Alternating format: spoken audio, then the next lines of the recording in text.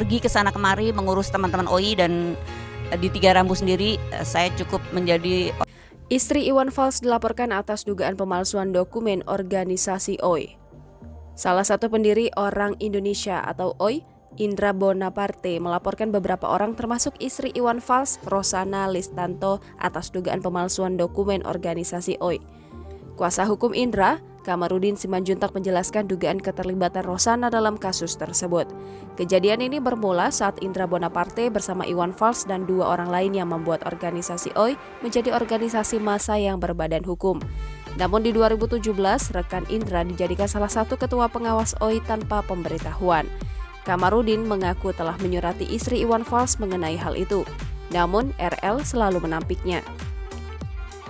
Kamarudin mengimbau semua pihak agar berhati-hati dengan pergerakan Ormas OI. Langkah tersebut diambil Kamarudin untuk melindungi kliennya yang juga salah satu pendiri OI, Indra Bonaparte. Diketahui laporan sudah diserahkan di Polres Metro Jakarta Selatan tertanggal 23 Maret 2022 di Polda Metro Jaya. Jangan lupa subscribe, share, komen, dan like ya!